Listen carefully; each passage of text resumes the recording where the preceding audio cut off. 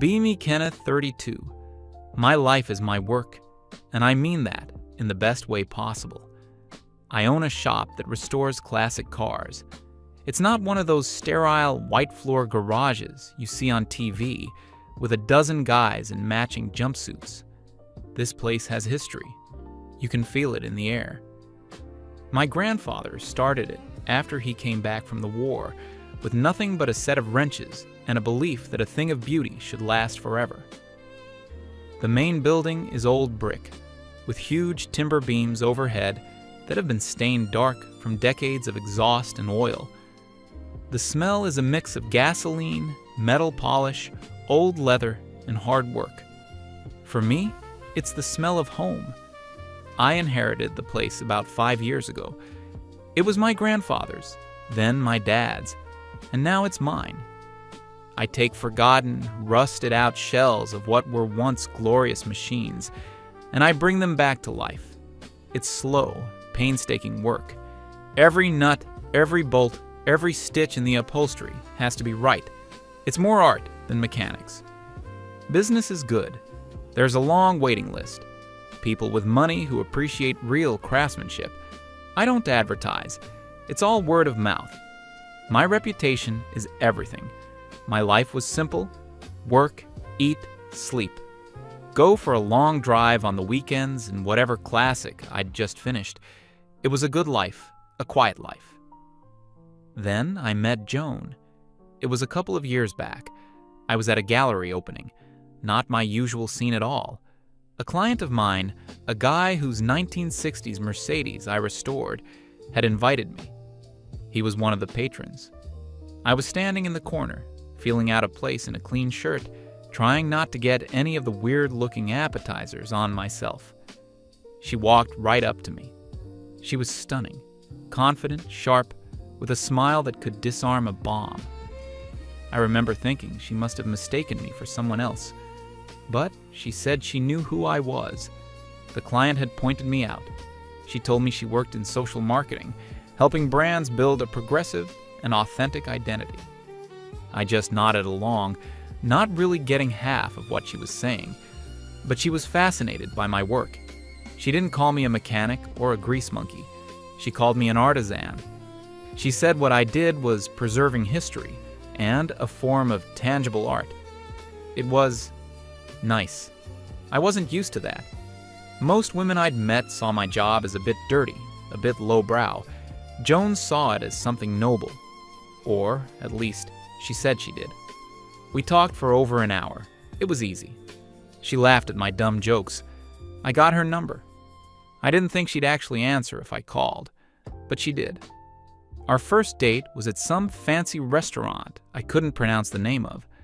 I was nervous as hell, but she put me at ease. She asked me a million questions about the shop, about my grandfather, about the cars. She seemed genuinely interested. She said she was tired of men who worked in finance or tech, men who were abstracted from reality. She loved that I worked with my hands, that I created something real. I was completely hooked. The next 2 years were pretty much a blur of happiness. We were inseparable. She'd come by the shop sometimes, usually on a weekend afternoon.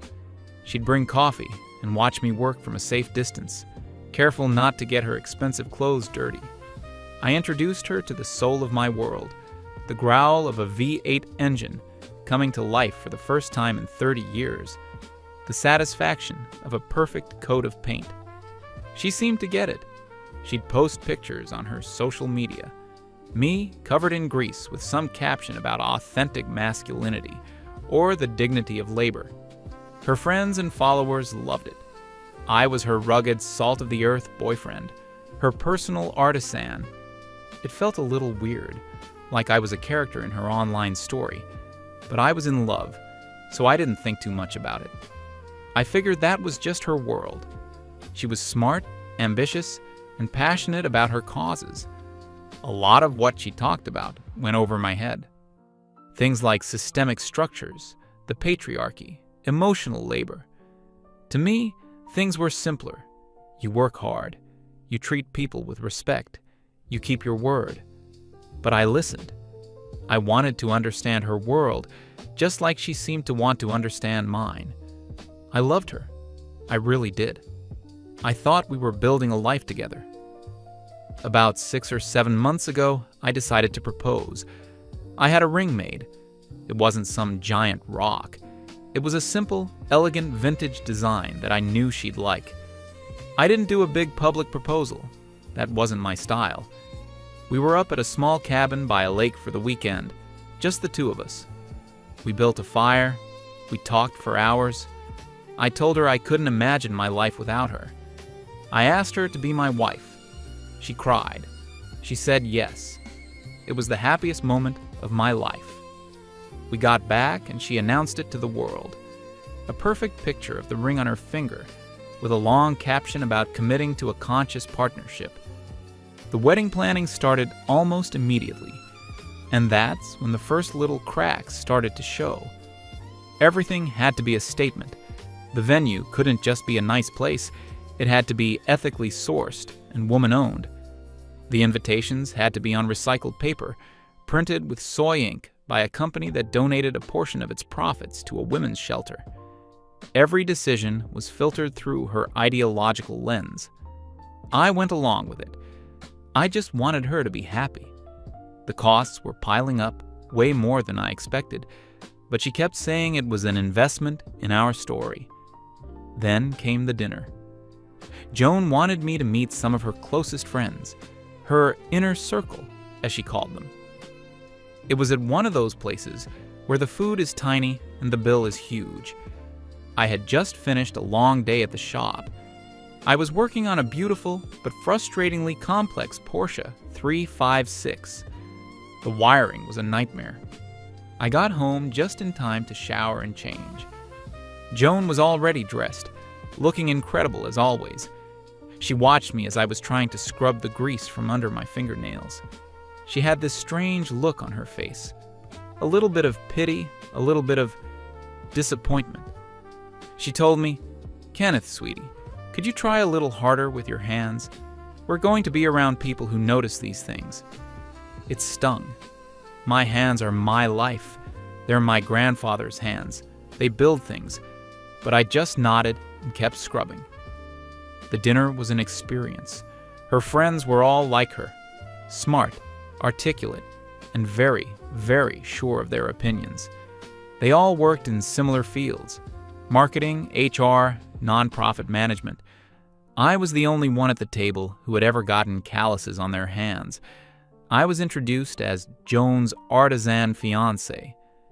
The conversation was like a foreign language. They were talking about microaggressions, problematic narratives, and toxic masculinity. At one point, one of her friends looked at me with a sympathetic smile and said it was so refreshing that Joan was with someone so uncomplicated. I didn't know if it was a compliment or an insult. I just ate my steak and kept my mouth shut. They started talking about marriage. It wasn't the romantic, till death do us part kind of talk. It was a strategic discussion. They talked about protecting their assets, maintaining their independence, and having an exit strategy. One of them laughed about how her ex-husband thought marriage was a partnership, but he didn't realize that in today's world, it's a high-risk investment for women. Joan was nodding along, adding her own points about how the institution of marriage was designed to benefit men. I felt a cold knot in my stomach. Is that what she thought? That she was making a high-risk investment in me? I looked at her across the table, laughing with her friends, and for the first time she looked like a stranger. On the way home, I was quiet. Joan noticed. She asked me what was wrong. I tried to explain how the conversation made me feel. Uncomfortable, like I was being analyzed, not accepted. She immediately got defensive. She said I was being too sensitive, that I wasn't used to being around women who speak their minds. She told me her friends were just looking out for her, and that their concerns were valid because the system is rigged against women. She accused me of having unexamined male privilege, because I'd never had to think about these things. I dropped it. It was easier than fighting, but that night, the seed of doubt was planted. A few weeks went by. The wedding planning continued. The dinner was forgotten, or at least never mentioned again. Things seemed to go back to normal. Then one night, we were sitting on the couch watching a movie. She paused it, turned to me with a serious expression. "Ken, we need to talk about something important," she said. I thought it was about the caterer or the flower arrangements. "I think we should get a prenup." My heart sank a little. After that dinner, the word prenup sounded like an alarm bell. I tried to keep my voice even. "Oh? Why's that?" She launched into a perfectly rehearsed speech. "It wasn't about money," she said. "It was about principle. It was a feminist act." She explained that traditional marriage vows were outdated because they were created in a time when women were property. A modern marriage, a conscious partnership, needed a modern contract that defined the terms of the relationship. It was about setting clear boundaries and expectations from the start. It wasn't about a lack of trust, she insisted. It was the ultimate act of trust. It was showing that our love wasn't based on financial dependency. She said it would protect both of us. It would allow us to enter the marriage as true equals. It was a brilliant pitch. She made it sound like the most logical, progressive, and romantic thing in the world. Part of me, the part that remembered that dinner with her friends, was screaming no.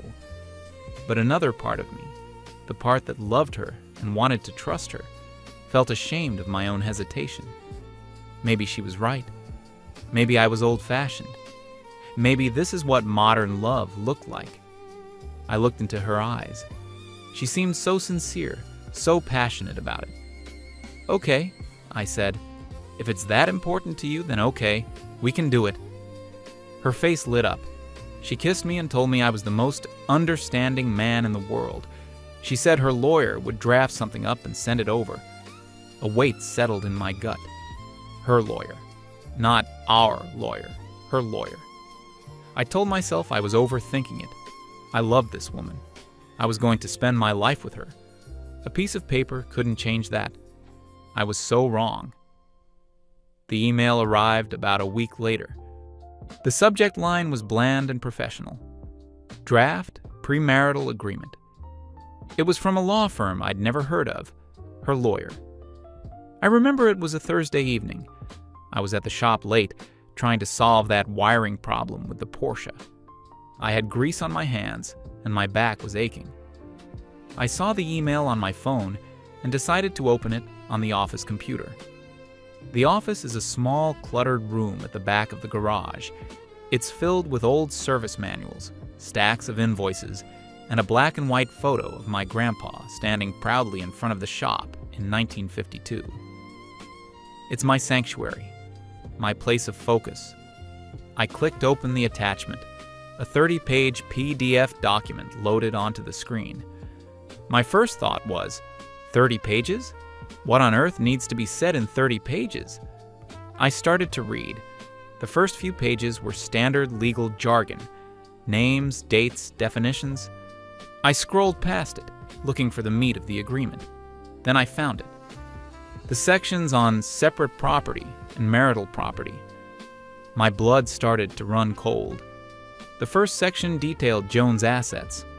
Everything she owned now, her savings, her investments, her car, even her furniture, was listed as her sole and separate property. It stated that anything she acquired during the marriage, from any source, including her salary, bonuses, or inheritances, would also remain her sole and separate property. Okay, I thought. That seems fair enough. What's hers is hers. Then I got to the section about my assets. It started the same way. The shop, the property it was on, my savings, my own classic car collection, all listed as my separate property. But then there was a subsection, a very carefully worded subsection. It talked about the appreciation of value. It stated that any increase in the value of my business from the date of marriage onward would be considered marital property. I reread it, and then I reread it again. They weren't just talking about profits. They were talking about the total market value of the company itself, the family business, the legacy my grandfather built. My mind started racing. I'd been growing the business steadily. The reputation of the shop was better than ever. The value was definitely increasing. So, if we ever divorced, she would have a claim to a huge chunk of my life's work, and my family's work. I felt a knot tighten in my chest. This wasn't feeling like an agreement between equals. I kept reading. It got worse, much worse. There was a section on gifts. Any gift I gave to her, no matter how valuable, would immediately become her separate property with no strings attached. Any gift she gave to me would be considered marital property. It was so lopsided, it was almost comical. But I wasn't laughing. I felt sick. I scrolled down further, past more dense legal text, and then I found the paragraph that stopped my heart. It was titled Spousal Support. This was the part that laid out the terms for alimony. The language was clinical, but the meaning was brutal. In the event of a divorce for any reason, I would be required to pay Joan's spousal support. The amount was set at 30% of my gross annual income. The duration was set at 1 year of payments for every 2 years of marriage, with a minimum of 5 years and a maximum of 10. I did the math in my head. It was a staggering amount of money. But that wasn't even the worst part. The worst part was a single, devastating sentence.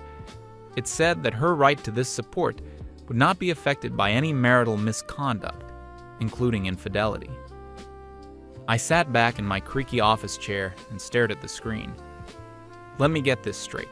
She could cheat on me, leave me, and I would still be legally obligated to hand over nearly a third of my income to her for the next decade.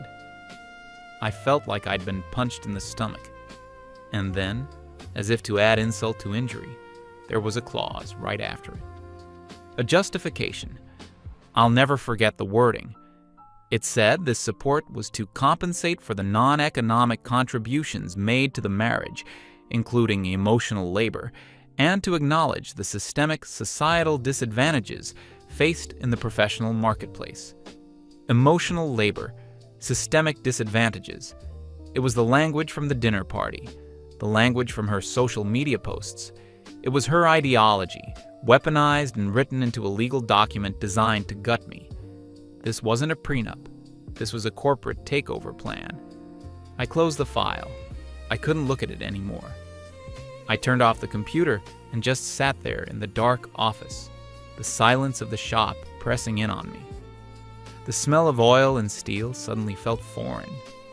The photo of my grandfather on the wall seemed to be staring at me, his expression disappointed.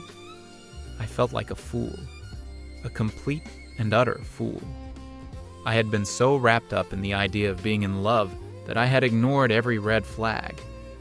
The way she talked about my work as a brand, the way her friends looked at marriage like a business deal, her constant talk about protecting herself.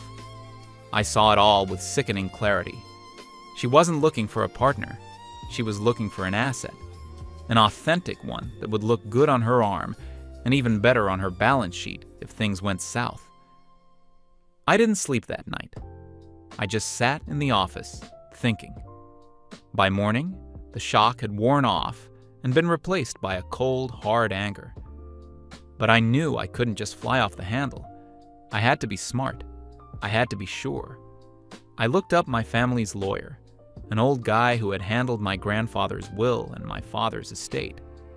He was semi-retired, but he agreed to see me. His office was the opposite of Joan's lawyer's firm. It was in an old building, with wood-paneled walls and shelves overflowing with dusty law books. He was a short, bald man with thick glasses and a quiet, no-nonsense demeanor. I didn't say much. I just handed him a printed copy of the agreement. He put on his reading glasses and started to go through it, page by page. He didn't rush. He read every line. For 20 minutes, the only sound in the room was the rustle of paper. He would occasionally make a little sound under his breath. When he finally finished, he took off his glasses and carefully placed them on his desk. He looked me straight in the eye. "Kenneth," he said, his voice completely flat. "I've been a lawyer for 45 years. I've seen a lot of things. I've seen greed. I've seen spite. I've seen people try to use the law to hurt each other." He paused, leaning forward. "But this is one of the most predatory documents I have ever read." The validation hit me like a physical wave. I wasn't crazy. I wasn't being overly sensitive. "This isn't an agreement," he continued. "This is an indemnity policy written in your fiancé's favor. It removes all risk from her and places all of it squarely on you." He tapped the section on my business. "This clause here, it's designed to give her a stake in your family's legacy without her ever having to lift a finger. It treats your hard work and your inheritance as a mutual fund she gets to cash in on." Then he pointed to the spousal support section. "And this is the kill shot, the infidelity clause. It's morally bankrupt. It essentially gives her a license to do whatever she wants, with a golden parachute funded by you if you decide you can't live with it." He leaned back in his chair. "My advice as your lawyer is simple. Do not sign this, under any circumstances." Then he looked at me, not as a lawyer, but as an old family friend. "My advice as a man who knew your grandfather is run. This document tells you everything you need to know about the person you're about to marry. She doesn't see you as a future husband. She sees you as a business opportunity." I just sat there, nodding slowly. Hearing it from him, so plainly and without emotion, solidified everything. I thanked him for his time. He wouldn't let me pay him. He just shook my hand and wished me luck. I walked out of his office and into the bright afternoon sun. Everything looked different, sharper. The anger was gone. In its place was a strange sense of calm. I knew exactly what I had to do. There was no room for negotiation. There was no finding a middle ground. You can't compromise with a predator.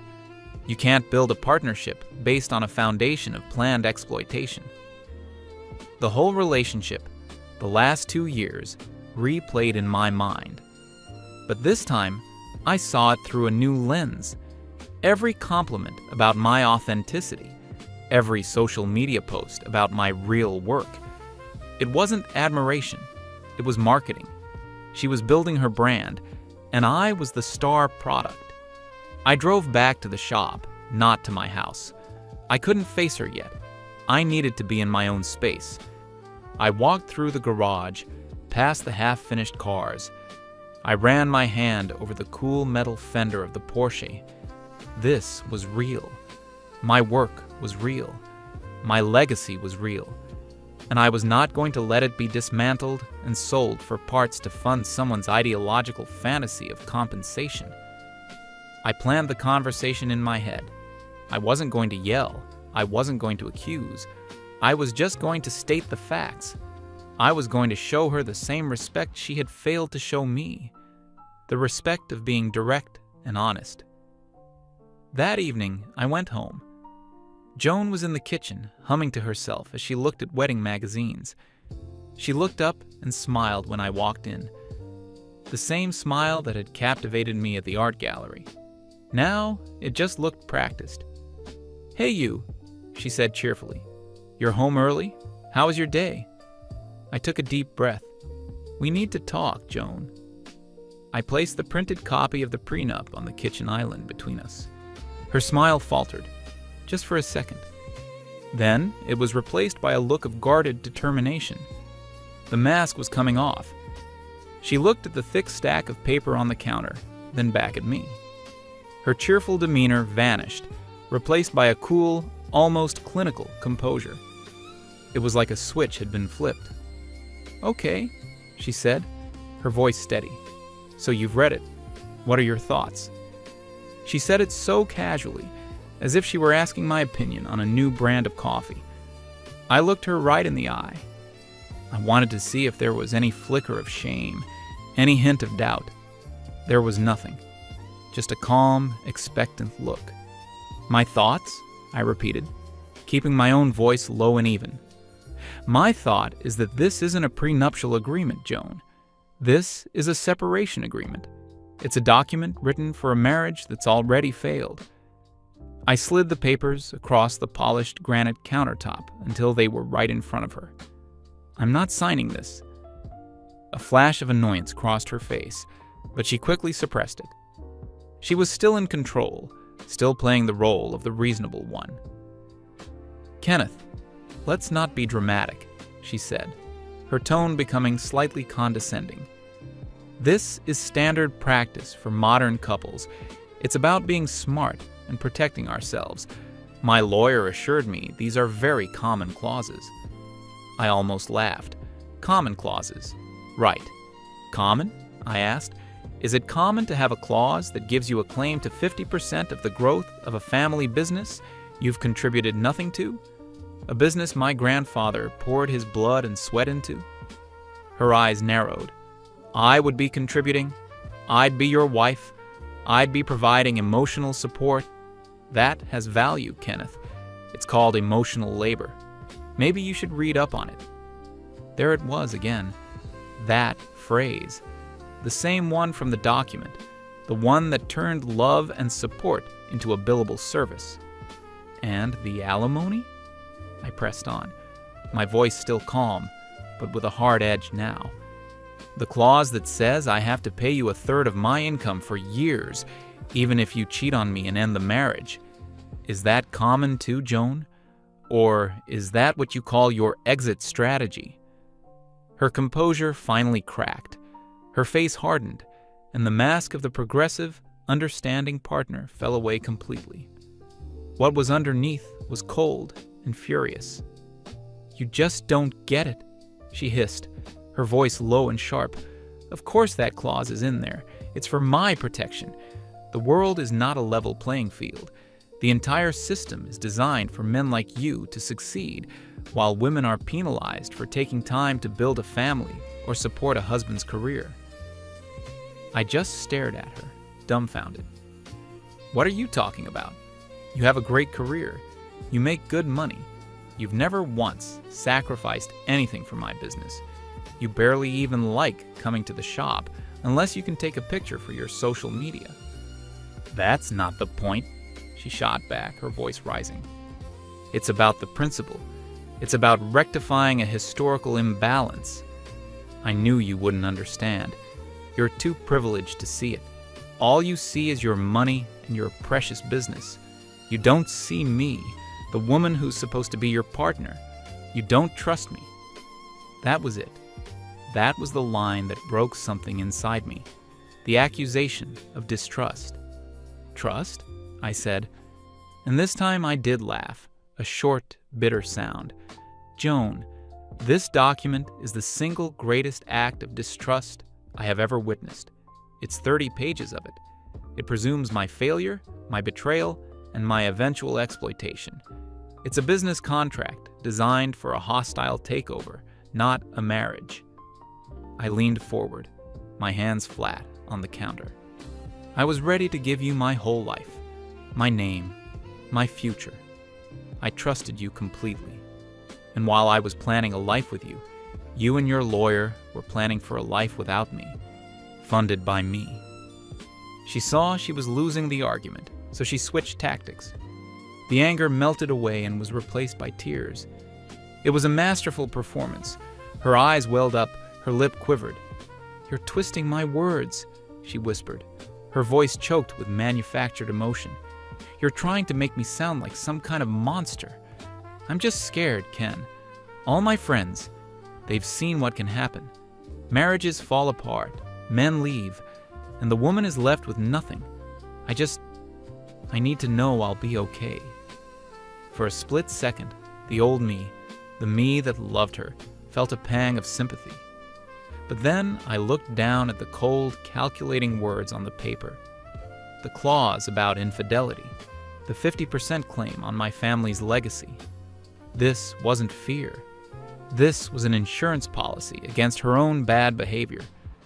The calm I had felt earlier returned, stronger than ever. It was a clarity so profound it was almost peaceful. I knew this was the end, The real end. I reached into my pocket. I pulled out the small velvet box that had once held all my hopes for the future. I hadn't planned to do this, not like this, but the moment was here. I opened it and took out the engagement ring. It was beautiful. It caught the light from the kitchen fixtures and sparkled. I held it between my thumb and forefinger. "You're right," I said quietly. "We do see marriage differently." Her crying stopped. She looked at the ring, then at my face, her eyes wide with confusion. She thought I was about to give in. "You see it as a risk that needs to be managed with contracts and clauses," I continued. "You see it as a system where you need to secure your compensation in advance, a business transaction." I placed the ring gently on top of the prenup. It sat there, glittering on the black and white text. I was looking for a wife, a partner to build a life with, through good times and bad. Someone to trust with my heart, not someone I need to protect my wallet from. The realization of what was happening finally dawned on her. The color drained from her face. The performance was over. "Kenneth, what are you doing?" she whispered, her voice trembling for real this time. "I'm making a choice," I said. "I'm choosing my self-respect. I'm choosing my family's legacy. And I'm choosing to not enter into a partnership with someone who sees me as her retirement plan." I pushed the ring and the prenup towards her side of the island. "The wedding is off, Joan. I'm calling everything off." The silence that followed was deafening. She just stared at the ring. She didn't move. She didn't speak. I think in her entire life, in her entire worldview, where she was always the one with the power and the leverage, she had never considered this outcome. She had pushed too far, so sure of her position, that she never imagined I would just walk away from the whole game. "You can't do this," she finally said, her voice barely a whisper. "Everything is booked. The deposits, my family, my friends. What am I supposed to tell them?" The narcissism of that question was breathtaking. Not, "I love you," not, "Let's fix this." Just, "What about my public image?" "You can tell them the truth," I said, turning to walk away. "Tell them you valued a contract more than a commitment. Tell them your feminist act of self-protection ended up costing you the very thing you claimed you wanted." I walked out of the kitchen. I went into our bedroom and packed a bag, just the essentials. She followed me, the shock now turning into frantic desperation. "Ken, wait. We can talk about this. We can change the contract. We can make it fair." I stopped at the bedroom door and looked at her. "It's too late for that, Joan. The contract already did its job. It showed me who you really are, and I can't unsee that. I can't build a marriage on that." And then I left. I walked out the front door of the house we had shared, and I didn't look back. The next few days were a logistical nightmare. I had to make the calls. To the venue, the caterer, the photographer. I lost thousands of dollars in non-refundable deposits. It hurt, but it felt like the cheapest price I could ever pay for freedom. I had to tell my family. They were shocked, then angry, then incredibly supportive when I explained the reason. My father just clapped me on the shoulder and said my grandfather would have been proud. That meant more to me than anything. Joan, from what I heard, did not take it well. Her initial reaction was to go on the offensive. She told her friends and family a heavily edited version of the story, that I was a controlling traditionalist who couldn't handle being with a strong, independent woman, that I had freaked out over a simple legal document. For a while, some people believed her. I got a few angry texts from her friends calling me a misogynist. I just blocked them. But the truth has a way of coming out. She made the mistake of showing the prenup to one of her more level-headed cousins, trying to prove how unreasonable I was. The cousin, apparently, read the infidelity clause and told Joan she was insane and that I had dodged a cannonball, not just a bullet. The story started to spread, the real story.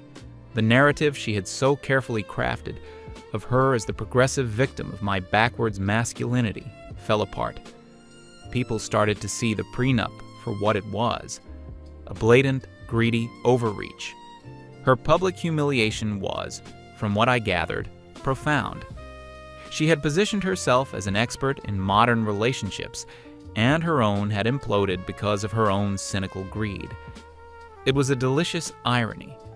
She tried to contact me a few more times. First angry emails, then tearful voicemails, then messages trying to appeal to the good times we had. I never responded. There was nothing left to say. A few months have passed since then.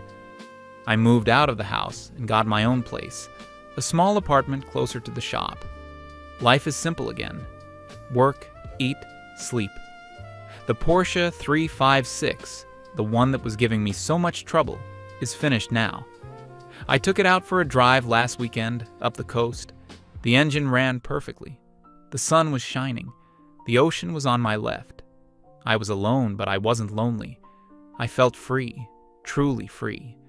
I lost a fiancé and a whole lot of money, but I saved myself. I saved my future. I saved my grandfather's legacy. Sometimes I'm in the shop late at night, the smell of oil and metal in the air, and I look at that old black and white photo on the wall, and I feel like my grandfather is looking back at me, nodding in approval. I built something real, and I refuse to let it be torn down, and that's a better feeling than any false sense of love could ever be. I'm okay. More than okay. I'm back to being me.